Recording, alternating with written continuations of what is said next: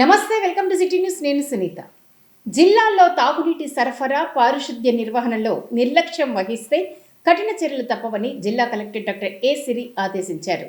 నగరంలోని సునైన ఆడిటోరియంలో తాగునీరు, పారిశుద్ధ్య మిషన్ తదితర అంశాలపై సమీక్షా సమావేశం నిర్వహించారు. నగరంలోని జిల్లా కలెక్టరేట్ సునైన ఆడిటోరియంలో త్రాగునీరు, పారిశుద్ధ్య మిషన్ సమావేశం మరియు త్రాగునీటి సమస్యలు, పారిశుద్ధ్యం అంశాలపై అన్ని మండలాల ఎంపీడీఓలు, డిప్యూటీ ఎంపీడీఓలు, ఆర్డబ్ల్యూఎస్ శాఖల అధికారులతో జిల్లా కలెక్టర్ డాక్టర్ ఏ సిరి సమీక్ష నిర్వహించారు.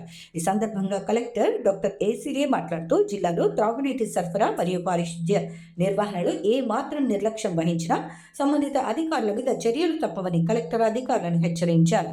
కర్నూలు జిల్లాలో భూగర్భ జలాల మట్టం తగ్గిపోవటం, బోర్వెల్స్ తరచుగా పాడైపోవటం వల్ల త్రాగునీటి ఇబ్బందులు ఏర్పడుతున్నాయన్నారు. తుంగభద్ర డ్యాం నుండి జనవరి 20 వరకు నీటిని విడుదల చేయటం వల్ల సమ్మర్ స్టోరేజ్ ట్యాంకులు, మైనర్ ఇరిగేషన్ ట్యాంకులు నింపుకున్నాయని, మార్చి 20వ తేదీ నుండి మళ్లీ నీటి విడుదల ప్రారంభమైనందున ట్యాంకులను నింపుతున్నామని, ఆగస్టు చివరి వరకు నీటి కొరత ఉండదని భావిస్తున్నామని అన్నారు. నీటి వనరులు ఉన్నాయి, అయినా నీటి సమస్యలు ఎందుకు వస్తున్నాయని కలెక్టర్ అధికారులను ప్రశ్నించారు. క్షేత్రస్థాయి సిబ్బంది అప్రమత్తంగా ఉండి గ్రామాలు, పట్టణాల్లో త్రాగునీటి సమస్యలు లేకుండా చూడాలని కలెక్టర్ ఆదేశించారు. ప్రతి ప్రాంతానికి సమానంగా నీటి సరఫరా జరగాలన్నారు. ఎక్కడైనా పక్షపాతం లేదా నిర్లక్ష్యం జరిగితే సహించబోనని కలెక్టర్ తెలిపారు. పారిశుద్ధ్య నిర్వహణకు సంబంధించి గ్రామాల్లో చెత్త కుప్పలు పేరుకుపోయాయని, క్రమం తప్పకుండా వాటిని పారిశుద్ధ్య సిబ్బందితో శుభ్రం చేయించాలని కలెక్టర్ డిపిఓను ఆదేశించారు. అదేవిధంగా తాను పర్యటనకు వెళ్లిన సమయంలో కొన్ని చోట్ల చెత్త శుభ్రం చేస్తున్నట్లు, కొన్ని చోట్ల చెత్తను అలాగే వదిలేస్తున్నట్లు గమనించామని, అలాగే కొన్ని చోట్ల త్రాగునీరు వృధా అవుతున్నాయని కలెక్టర్ పేర్కొన్నారు. ఒకే ప్రాంతం నుండి త్రాగునీరు, పారిశుద్ధ్య నిర్వహణకు సంబంధించి పత్రికల్లో ప్రతికూల వార్తలు 2-3 సార్లు వస్తే కఠిన చర్యలు తప్పవన్నారు. నిర్లక్ష్యం వహించే సిబ్బందికి 3 ఇంక్రిమెంట్లు నిలిపివేసే విధంగా చర్యలు తీసుకుంటామన్నారు. ఎట్టి పరిస్థితుల్లోనూ నీరు సరఫరా చేయటం లేదని ప్రతికూల వార్తలు రాకూడదన్నారు. అదేవిధంగా లీకేజ్ సమస్యలు కూడా ఉండకూడదన్నారు. పంచాయతీ, మున్సిపాలిటీ ప్రాథమిక బాధ్యత పారిశుద్ధ్యం శుభ్రంగా ఉంచడం, త్రాగునీరు సమస్యలు లేకుండా చూసుకోవటం అని పైనుండి కింది స్థాయి సిబ్బంది వరకు ఈ అంశంపై ప్రత్యేక శ్రద్ధ తీసుకోవాలని కలెక్టర్ అధికారులను ఆదేశించారు. నిన్న తాను కోసిగికి క్షేత్రస్థాయి పర్యటనకు వెళ్లిన సమయంలో ఒక మైనర్ అమ్మాయికి బాల్య వివాహం చేస్తున్నారని విషయం తెలిసి ఆ పెళ్లిని ఆపగలిగానన్నారు. తహసీల్దార్, ఎంపీడీఓ, సిడిపిఓలు వారి స్టాఫ్ ఏం చేస్తున్నారని కలెక్టర్ అధికారులను ప్రశ్నించారు. బాల్య వివాహాలను ఆపాల్సిన బాధ్యత అందరి మీద ఉంటుందన్నారు. నీటి సరఫరాలో వివక్ష చూపకూడదని, అందరికీ సమానంగా మరియు న్యాయంగా నీరు అందించాలని కలెక్టర్ అధికారులను ఆదేశించారు. ఒక ఏరియాలో ఎక్కువ, మరొక ఏరియాలో తక్కువ నీరు ఇస్తే కఠిన చర్యలు తీసుకుంటామని కలెక్టర్ హెచ్చరించారు. ప్రతి ఒక్కరికి సమానంగా నీరు ఇవ్వాలన్నారు. OHRS ట్యాంకులపై క్లోరినేషన్ ఎప్పుడు చేశారు, బ్లీచింగ్ ఎప్పుడు చేశారనే తేదీలు ఖచ్చితంగా రాయాలని, ఏమీ రాయకుండా ఖాళీగా ఉన్న బోర్డులు కనిపిస్తే దీనికి బాధ్యులైన వారి మీద చర్యలు ఉంటాయన్నారు. మున్సిపల్ ఏరియాలో solid waste, liquid waste segregation పనులు బాగానే జరుగుతున్నాయన్నారు. కానీ గ్రామీణ ప్రాంతాలకు వచ్చేసరికి తడి చెత్తను వర్మీ కంపోస్ట్గా చేయటం కనపడటం లేదన్నారు. ప్రతి ఒక్క SWPC షెడ్ సరిగ్గా పనిచేసి వర్మీ కంపోస్ట్గా మార్చే పనులు జరగాలని డిపిఓను ఆదేశించారు. అనంతరం పత్రికల్లో వచ్చిన వ్యతిరేక వార్తలపై మండల వారీగా సంబంధిత అధికారులతో కలెక్టర్ సమీక్షించారు. పైప్ లైన్ల లీకేజీలు లేకుండా చర్యలు తీసుకోవాలన్నారు. త్రాగునీటి సమస్యలు రాకుండా అధికారులు గట్టి చర్యలు తీసుకోవాలని కలెక్టర్ అధికారులను ఆదేశించారు. సమావేశంలో RWS SE Manohar, Zilla Parishad CEO Ramana Reddy, DMHO doctor Kameswara Rao, ICDS PD Vijaya, DPO Bhaskar, DRDA PD Ramana Reddy తదితరులు పాల్గొన్నారు. భూగర్భ జలాలను పెంపొందించేందుకు ప్రత్యేక చర్యలు తీసుకోవాలని జిల్లా కలెక్టర్ డాక్టర్ ఏ సిరి ఆదేశించారు. జిల్లాలోని కోసిగి మండలంలో జలధార జలహారతి కార్యక్రమంలో భాగంగా గ్రామస్థాయి నీటి ప్రణాళికలపై జిల్లా కలెక్టర్ సమీక్షా సమావేశం నిర్వహించారు. జిల్లాలోని కోసిగి మండలం డి బెలగల్ గ్రామంలోని రైతు సేవా కేంద్రంలో జలధార జలహారతి కార్యక్రమంలో భాగంగా గ్రామ స్థాయి నీటి ప్రణాళికలపై జిల్లా కలెక్టర్ డాక్టర్ ఏ సిరి గ్రామ ప్రజలు, సాగునీటి సంఘాల ప్రతినిధులతో సమీక్షా సమావేశం నిర్వహించారు. ఈ సందర్భంగా కలెక్టర్ మాట్లాడుతూ ప్రస్తుత పరిస్థితుల్లో నీటి భద్రతను మరింత బలోపేతం చేయాల్సిన అవసరం ఉందని పేర్కొన్నారు. తక్కువ వర్షపాతం నమోదవుతున్న నేపథ్యంలో ఎక్కువ నీటిని వినియోగించే వరి వంటి పంటల స్థానంలో తక్కువ నీటితో పండే పంటలను రైతులు ఎంచుకోవాలని కలెక్టర్ సూచించారు. రాష్ట్ర ప్రభుత్వం ప్రతిష్టాత్మకంగా చేపట్టిన 100 రోజుల ప్రత్యేక కార్యాచరణ కార్యక్రమం జలధార జలహారతి ద్వారా నీటి సంరక్షణ, భూగర్భ జలాల పెంపు లక్ష్యంగా చెరువులు, చెక్ డ్యాంలు మరమ్మతులు, పూడికతీత పనులు ఉపాధి హామీ పథకంతో వేగవంతం చేయాలని కలెక్టర్ తెలిపారు. ప్రతి నీటి చుక్కను సద్వినియోగం చేసుకోవటమే ఈ కార్యక్రమం యొక్క ప్రధాన ఉద్దేశమని అన్నారు. గ్రామాలలో సంవత్సరాలుగా ఉపయోగంలో లేని చెక్ డ్యాంలు, చెరువులలో పెరిగిన పిచ్చి మొక్కలను బుష్ క్లియరెన్స్ ద్వారా శుభ్రపరిచి తిరిగి వినియోగంలోకి తీసుకురావాలని అన్నారు. జిల్లాలో కోసిగి ప్రాంతంలో భూగర్భ జలాలు సుమారు 29 మీటర్ల లోతులో ఉన్నాయని పేర్కొంటూ వాటిని పెంపొందించేందుకు సమగ్ర చర్యలు చేపట్టాలని అధికారులను ఆదేశించారు. వర్షపు నీటిని వృధా కాకుండా కుంటలు, వాగులు, చెరువులలో నిల్వ చేసే విధంగా చర్యలు చేపట్టాలని కలెక్టర్ స్పష్టం చేశారు.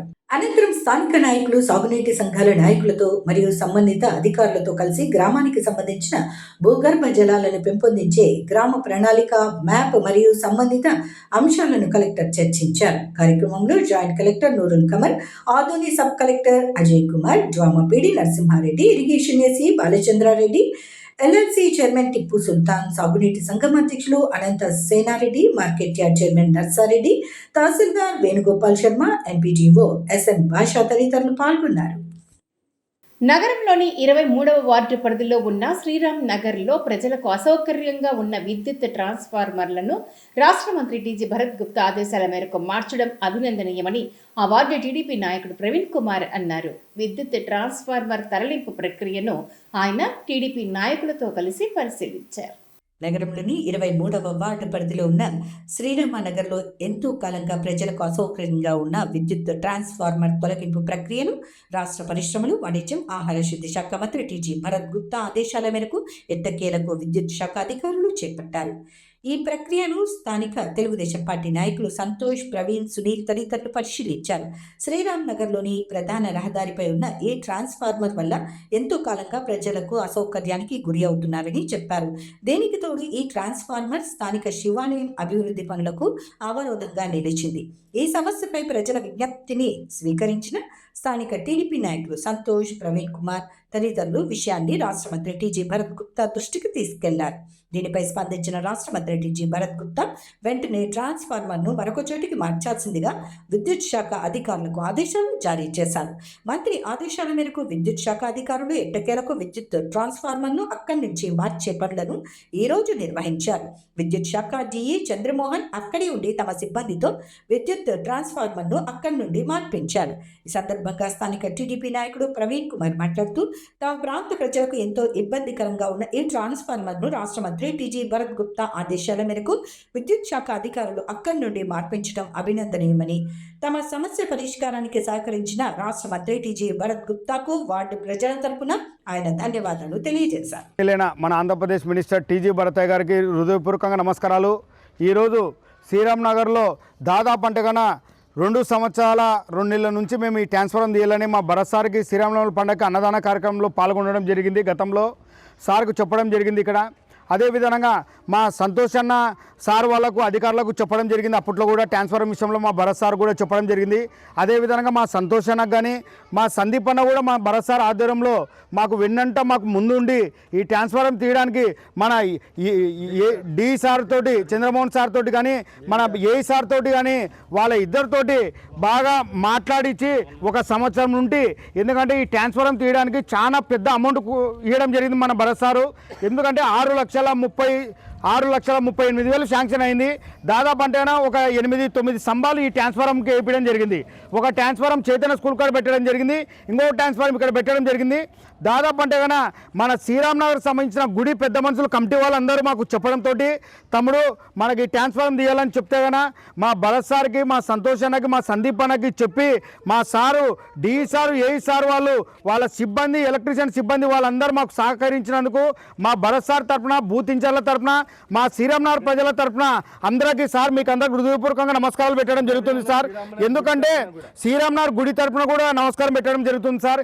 ఎందుకంటే సార్ మేము డి సార్ కానీ ఏ సార్ కానీ మా సందీప్ అన్నకు కానీ ప్రతి ఒక్కరికి మేము హృదయపూర్వకంగా అందరము క్లాప్స్ కొట్టి సంతోషంగా మేమందరం అధికారులకు నమస్కారం పెట్టి చెప్తున్నాం సార్. ఎందుకంటే సార్ మీరు చేసిన కష్టము, మీరు చేసిన ఫలితము ఈరోజు మా మినిస్టర్ మా భరత్ సార్కి మంచి పేరు అవడం కానీ, గుడి పెద్ద మనుషులు కానీ, శ్రీరామ్నగర్ పెద్ద మనుషులు కానీ సంతోషంగా ఉన్నారు. ఈరోజు మాకందరికి చాలా మా భరత్ సార్ తరఫున హృదయపూర్వకంగా నమస్కారం పెట్టడం జరుగుతుంది సార్. సార్ ఈరోజు ఈ టైం ఇక్కడ కలిసినందుకు అందరూ కేవలం ఇక్కడ టెంపుల్ విషయము మన మినిస్టర్ గారు భరత్ సార్ వలన చాలా వరకు డెవలప్ చేసినారు. ఆయన మేము అడగడం వల్ల ఆయన చాలా వరకు మాకు హెల్ప్ చేసినాడు. ఇప్పుడు కూడా ఈ ట్రాన్స్ఫార్ విషయం ఆయన విషయం చెప్పినాము భరత్ సార్కి. ఆయన దీన్ని తీపిచ్చి వేరే చోట పెట్టిస్తానని కూడా సారు. దానివల్ల చాలా ఆయన ధన్యవాదాలు సార్కి, మినిస్టర్ సార్కి, భరత్ సార్కి. ప్లస్ ఇప్పుడు మాకు ఇది ట్రాన్స్ఫార్మర్ తీసేస్తే కొద్దిగా మాకు ఇది ఇక్కడ టెంపుల్ డెవలప్ చేసుకునే మాకు చాలా అవకాశం ఉంటుంది. ఇక్కడ మెట్లు గిట్లు కట్టుకునే ఫర్దర్ చిన్న ఫంక్షనాలు చేసి పెళ్ళిళ్ళు ప్లాన్ చేసుకునే చిన్న వాళ్ళకు దానికి అవకాశం కోసం భరత్ సార్ చాలా హెల్ప్ చేసినాడు మాకు.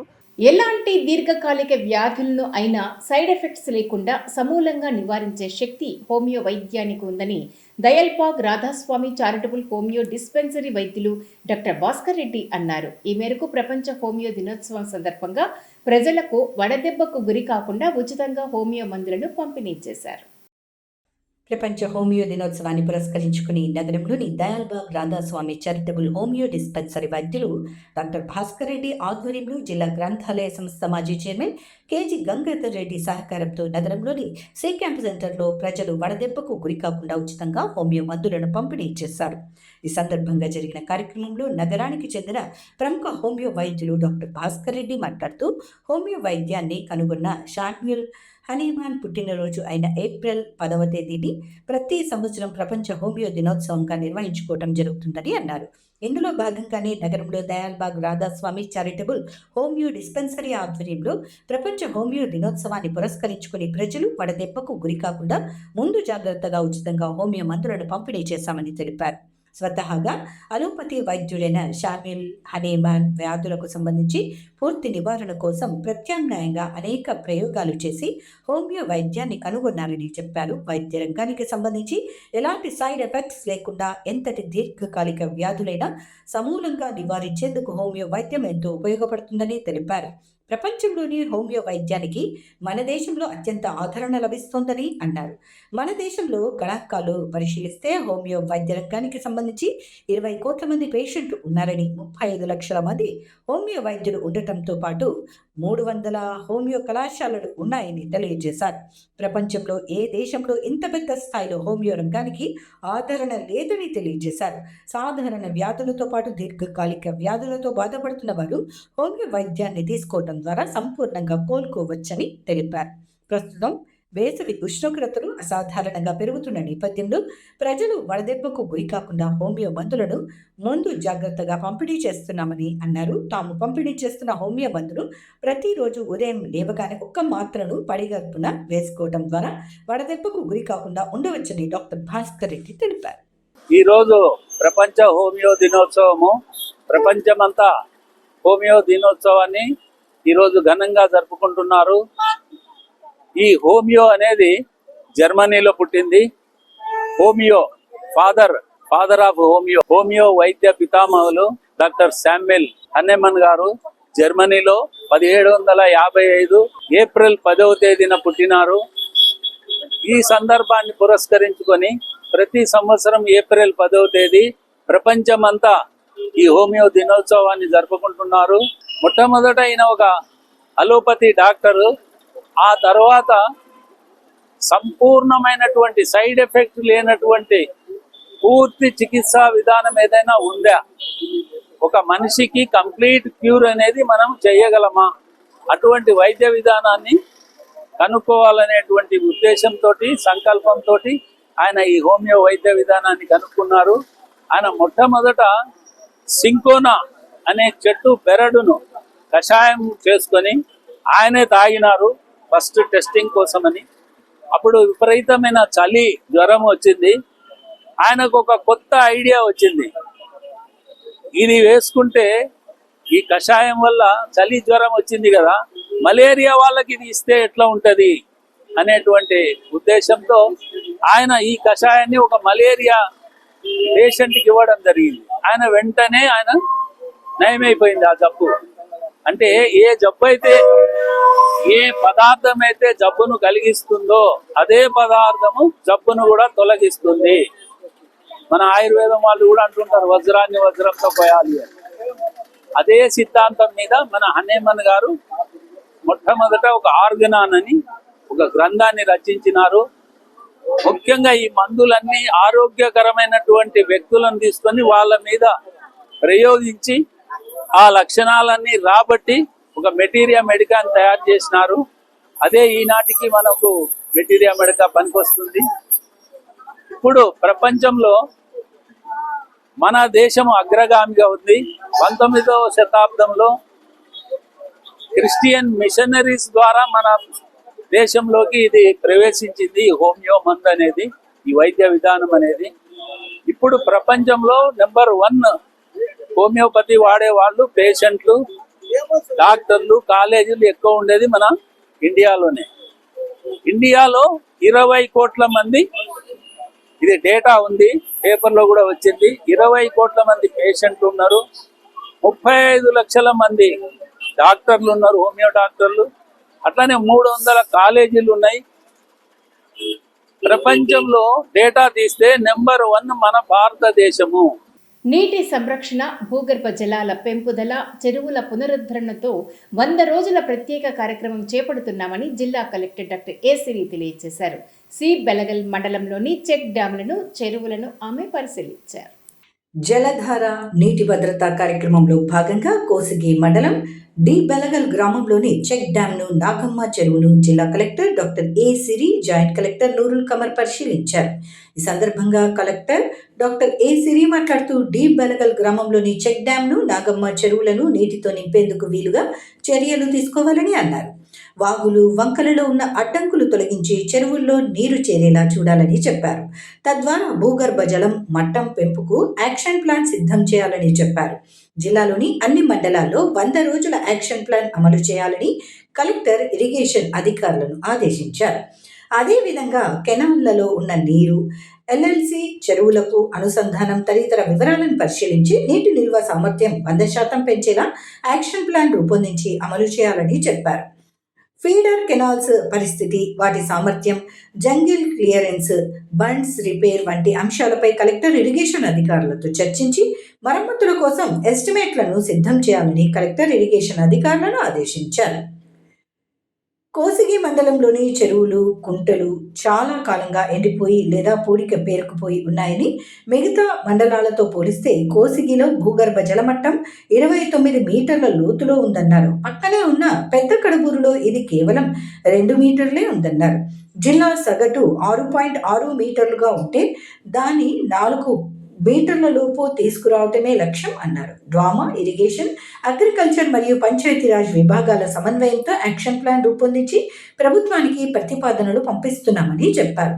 విబిజీరామ్జీ పథకం కింద పనులను సరైన ప్రదేశాల్లో చేపట్టి భూగర్భ జలాలను పెంచడమే ప్రధాన ఉద్దేశ్యమని అన్నారు. జిల్లాలో 246 ఎంఐ ట్యాంకులు ఉన్నాయని, అదృష్టవశాత్తు ఈసారి వర్షాల వల్ల సుమారు 75% కంటే ఎక్కువ నిండాయన్నారు. కేవలం వర్షాలపైనే ఆధారపడకుండా వాగులు, వంకలు క్లియర్ చేసి చిన్న చిన్న కుంటలను కూడా నింపగలిగితే జిల్లాలో సాగు కోసం ఆధారపడిన బోరుబావులన్నీ తిరిగి పనిచేసే అవకాశం ఉంటుందన్నారు. కాబట్టి మొదట గ్రౌండ్ వాటర్ రీఛార్జ్ చేయడంపై దృష్టి పెట్టామని కలెక్టర్ తెలిపారు. కార్యక్రమంలో joint collector Noorul Qamar, irrigation AC Balachandra Reddy, DWAMA PD Narasimha Reddy, Adoni in charge sub collector Ajay Kumar, Kosigi tahsildar Venugopal Sharma, LLC chairman Tipu Sultan, irrigation అధికారులు తదితరులు పాల్గొన్నారు. పాలిటెక్నిక్ కోర్సులు అభ్యసిస్తే ఉజ్వల భవిష్యత్తు ఉంటుందని నంద్యాల పాలిటెక్నిక్ ప్రభుత్వ పాలిటెక్నిక్ కళాశాల electrical and electronics HOD Rajesh అన్నారు. ఈ మేరకు నగరంలోని ప్రతిభ మోడల్ స్కూల్లో ఈశ్వరాస్ ట్యుటోరియల్స్ ఆధ్వర్యంలో నిర్వహిస్తున్న ఏపీఆర్జేసీ పాలిటెక్నిక్ ప్రవేశ పరీక్షల శిక్షణా శిబిరాన్ని ఆయన సందర్శించారు.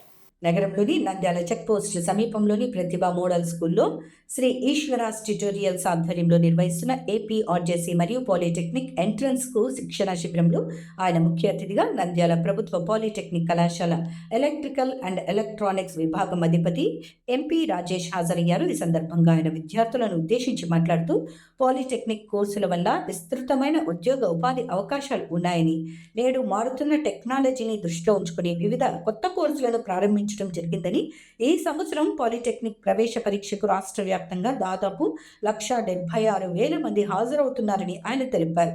కాబట్టి విద్యార్థులు ఈ అంశాన్ని దృష్టిలో పెట్టుకుని పోటీ పరీక్షలలో మెరుగైన ర్యాంకులు సాధించడానికి సమయ పాలనతో పాటు వేగం మరియు ఖచ్చితత్వం కూడా అవసరమని, అందువల్ల విద్యార్థులు గణితము మరియు ఫిజికల్ సైన్స్ సబ్జెక్టుల యందు ఎక్కువ సాధన చేసి మంచి ఫలితాలు సాధించాలని ఆయన కోరారు. అనంతరం ఎలక్ట్రికల్ ఉపన్యాసకులైన శ్రీ KSR శివప్రసాద్ మాట్లాడుతూ వివిధ కాలేజీల యందు ఉండే కోర్సుల వివరాలను తెలిపారు. అనంతరం ట్యుటోరియల్ గౌరవ సలహాదారులు ఈశ్వరయ్య మాట్లాడుతూ తమ కోచింగ్ సంస్థలో చేరిన విద్యార్థులు ప్రతి సంవత్సరం ఉత్తమ ఫలితాలు సాధించి రాష్ట్ర స్థాయిలో మంచి పేరు ఎన్నికైన విద్యా సంస్థల్లో ప్రవేశాలు పొందారని, అనేక మంది విద్యార్థులు ఉద్యోగ అవకాశాలను సాధించారని ఆయన తెలిపారు. కార్యక్రమంలో నంద్యాల పాలిటెక్నిక్ సీనియర్ అధ్యాపకులు శ్రీ వి రవితేజ గారు, విశ్రాంతి ప్రధాన ఉపాధ్యాయులు శ్రీ మోహన్ రావు గారు, tutorials administrative officer Shri Venkateswarlu గారు, అధ్యాపకులు దస్తగిరి గారు పాల్గొన్నారు. రీసోర్సెస్ అన్నీ ఉంటాయి. ల్యాబ్స్ ఉండాలి, గ్రౌండ్స్ ఉండాలి, ఫ్యాకల్టీ ఉండాలి, ప్లేస్మెంట్స్ ఉండాలి అండ్ ప్రాక్టీస్ చేయించాలి. రెగ్యులర్గా చదువుతూ ఉంటే మనకు గ్యారంటీగా జాబ్ వస్తుంది. అంతే కదా, డిస్టర్బెన్స్ లేకుండా మంచి జాబ్ రావాలంటే మంచి ప్లేస్లో మీరు మంచి పాలిటెక్నిక్లో ఫ్యాకల్టీ ఉన్న చోట చదివారనుకోండి, ఖచ్చితంగా మీకు జాబ్స్ ఉంటాయి. సో దానికి కావాల్సింది ఏంటి, మీలో ఉన్న ఇంట్రెస్ట్. మంచి ర్యాంక్ సాధించాలి. మంచి ర్యాంక్ రావాలి అంటే బాగా చదువుకోవాలి. ఈ 14 రోజులు మీరు nearly daily 3 to 4 hours minimum చదివితే చాలు. ఒక 2-3 ప్రాక్టీసెస్ కూడా చేస్తే ఖచ్చితంగా మనకు ఎగ్జామ్ రోజు కన్ఫ్యూజన్ ఉండదు, క్లారిటీ ఉంటుంది, కాన్ఫిడెన్స్ ఉంటుంది, క్లియర్నెస్ ఉంటుంది, కాన్సెప్ట్స్ కూడా మనకు బాగుంటాయి. అర్థమవుతుందమ్మా? కన్ఫ్యూజన్ అయితే ఆ రోజు చెమటలు పడితే 5 నిమిషాలు లేట్ అయితే. ఈరోజు ఆర్టిఫిషియల్ ఇంటెలిజెన్సీ అని తర్వాత రకరకాల కోర్సులు వచ్చినాయి. ఏ కోర్సు తీసుకున్నా దాంట్లో మనం మంచి ప్రతిభను కనపరిచినట్లయితే మంచి ఉద్యోగ అవకాశాలు ఉన్నాయి. నేను ఈ మధ్య చెప్పాను, ఒక పాప పాలిటెక్నిక్ హిందూపూర్లో చేసింది, అక్కడి నుంచి హైదరాబాద్లో బీటెక్ పూర్తి చేసుకుంది, ఈరోజు జర్మన్లో ఉంది. నెలకు వచ్చేసి 13,50,000 జీతం నెలకి. కాబట్టి సార్ వాళ్ళు చెప్పినట్టుగా విస్తృతమైనటువంటి అవకాశాలు ఉన్నటువంటిది పాలిటెక్నిక్ కోర్సు. మీరు డిప్లొమా 3 ఏళ్ళు, ఆ తర్వాత ఈసెట్ ఎగ్జాము, ఆ తర్వాత బీటెక్ 3 సంవత్సరాలు కనుక కంప్లీట్ చేస్తే మంచి పర్సంటేజ్తో పాస్ అయినటువంటి విద్యార్థులకు విస్తృతమైనటువంటి అవకాశాలు ఉన్నాయి అనేటువంటి దాంట్లో అనుమానమే లేదు. ఈరోజు పాలిటెక్నిక్ బీటెక్ చేసి ఏ విద్యార్థి కూడా ఖాళీగా లేడు. బీటెక్ చదివినటువంటి విద్యార్థులు ఎంతోమంది ఈరోజు నిరుద్యోగులా మిగిలిపోయినారు, మనం చూస్తూనే ఉన్నాము. కానీ polytechnic diploma plus BTech engineering చేసినటువంటి వాళ్ళు ఎవరు కూడా ఖాళీగా లేరు. కాబట్టి విద్యార్థులు మీరు ఇంజనీరింగ్ కావాలి అని అనుకున్నట్లయితే పాలిటెక్నిక్ నుంచి వెళ్ళిపోవడము చాలా షార్ట్ కట్ అయినటువంటి మార్గం ఇది. పాలిటెక్నిక్ చేసుకొని బీటెక్ చేసుకోండి, అవకాశాలు పొందండి. ఎందుకంటే ఇప్పుడు ఈ షార్ట్ టర్మ్ కోచింగ్లో మీరు ఎక్కడ చూసినా కూడా కోచింగ్ సెంటర్ అంటేనే కొన్ని 2-3 పేపర్లు ప్రిపేర్ చేయించడం వదిలేయడం జరుగుతుంది. కానీ మన దగ్గర ఏం చేస్తున్నాం, మనము సంవత్సరం సిలబస్ను కూలంకషంగా మీరు స్కూల్లో వినకపోయినా మొత్తం సిలబస్ను మీ ముందు ఉంచుతూ రకరకాలైనటువంటి ఏపీఆర్జేసీ కానీ పాలిటెక్నిక్ ఎంట్రన్స్లో అడిగినటువంటి బిట్లను ఏ విధంగా అడుగుతున్నారు, దాన్ని మామూలు మెథడ్లో కాకుండా షార్ట్కట్ ఎలా చేయాలా అనే విషయాలు ఎన్నో మీకు నేర్చుకుంటున్నారు. నగరంలోని జేఎంజే పాఠశాలలో ఈ విద్యా సంవత్సరం నుంచి సిబిఎస్ఈ కోర్సు ప్రారంభిస్తున్నట్లు పాఠశాల ప్రిన్సిపల్ సిస్టర్ ఎలిజబెత్ తెలియజేశారు. పాఠశాలలో జరిగిన కార్యక్రమంలో ఈ కోర్సుకు సంబంధించిన ప్రచార పత్రాలను ఆవిష్కరించారు. నగరంలోని చిల్డ్రన్స్ పార్క్ ఎదురుగా ఉన్న జేఎంజే పాఠశాలలో జరిగిన కార్యక్రమంలో పాఠశాలలో ఈ ఏడాది నుంచి ప్రారంభించనున్న సిబిఎస్ఈ కోర్సుకు సంబంధించిన ప్రచార పత్రాలను పాఠశాల ప్రిన్సిపల్ సిస్టర్ ఎలిజబెత్ మరియు పాఠశాల బోధనా సిబ్బంది ఆవిష్కరించారు. ఈ సందర్భంగా జరిగిన కార్యక్రమంలో జేఎన్జే పాఠశాల ప్రిన్సిపల్ సిస్టర్ ఎలిజబెత్ మీడియాతో మాట్లాడుతూ కర్నూలు జేఎంజే స్కూల్లో సిబిఎస్ఈ కోర్సు ప్రారంభిస్తున్నట్లు తెలిపారు. కర్నూలు నగరంలోని చిల్డ్రన్స్ పార్క్ ఎదురుగా ఉన్న జేఎంజే స్కూల్ గత 38 సంవత్సరాల నుంచి కొనసాగుతోందని ఆమె తెలిపారు. ఈ సంవత్సరం జేఎంజే స్కూల్లో నూతనంగా సిబిఎస్ఈని నర్సరీ, ఎల్కేజీ, యూకేజీల తరగతుల నుంచి ప్రారంభిస్తున్నట్లు తెలిపారు. ఈ అవకాశాన్ని విద్యార్థులు వారి తల్లిదండ్రులు సద్వినియోగం చేసుకోవాలని JMJ school principal sister Elizabeth కోరారు. 38 సంవత్సరాల నుంచి జేఎంజే స్కూల్లో నాణ్యమైన విద్య అందిస్తున్నామని తెలిపారు. అందరికీ జేఎంజే స్కూల్ నుండి ఒక మంచి శుభవార్త. మా ఈ జేఎంజే స్కూల్ గత 38 సంవత్సరాలుగా ఎంతో విలువలతో కూడిన విద్యతో నడుపుతున్నాము. రాబోయే 2026-27లో సిబిఎస్ఈని నర్సరీ, ఎల్కేజీ, యూకేజీ క్లాసెస్తో ప్రారంభిస్తున్నాము. కావున మీ పిల్లలను మా స్కూల్లో చేర్పించి వారికి ఒక మంచి పునాది వేయగలరని ఆశిస్తూ ఈ జేఎంజే స్కూల్కి వెల్కమ్ చేస్తున్నాము. Thank you. ఇవి ఇవాల్టి సిటీ న్యూస్ అప్డేట్స్. రేపు ఇదే సమయానికి ఇక్కడ ఇలాగే కలుద్దాం. అంటే కీప్ వాచింగ్ సిటీ న్యూస్.